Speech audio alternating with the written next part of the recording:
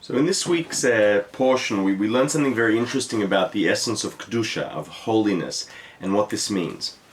And Nachmanides, so he starts off by talking about, right, when we're told that we're going to be holy to our God, he says holiness means prishut.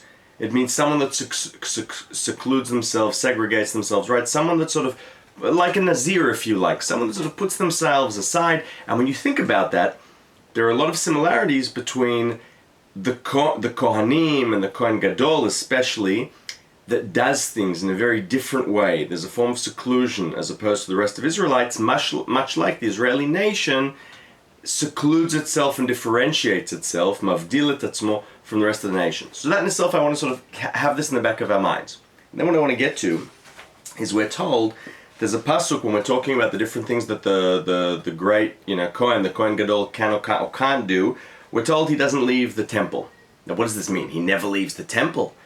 So Nachmanides comes in, he brings this famous debate between Rabbi Meir and Rabbi Yehuda in Sanhedrin about, say the Kohen Gadol, his mother, father, chas v'chalila, relative passes away, is he allowed to go with the procession? Can he go and follow the body?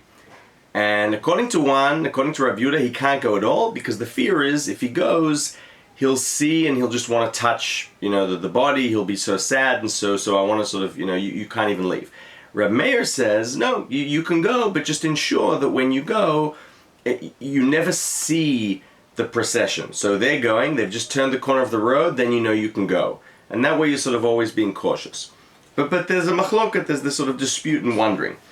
And what Nachmanides says, he says, so Nachmanides says, but that's one thing. How do we understand this dispute? But the other thing is, this verse tells me I can't leave. But the teaching in this verse, we are told, you learn from this, that if the mother or father, God forbid, of the Kohen Gadol passes away, he can stay, while he is mourning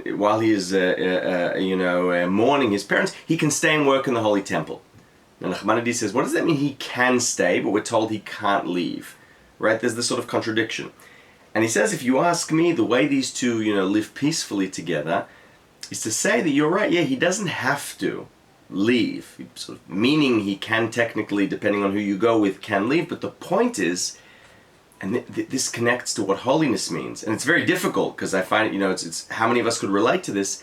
The job of the Kohen Gadol is to be in a mindset where you put the work in the Holy Temple before even mourning the death of your beloved.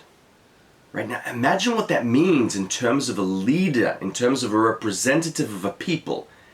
That there's no higher level you can reach, right? We'll all agree that if you know that your leader puts the good of the people before even the death of the closest, the loved ones, that's a leader. And that's sort of where Nachmanides is saying that this is how I piece this puzzle together, and I connect it to this idea of holiness. This is holiness. Being in a mindset, very difficult, that the holy work comes before anything else, and that's what the Kohen Gadol needs to strive to. So thoughts on Kedusha, on the role of the Kohen Gadol, on the difficulty, the challenges. Shabbat Shalom.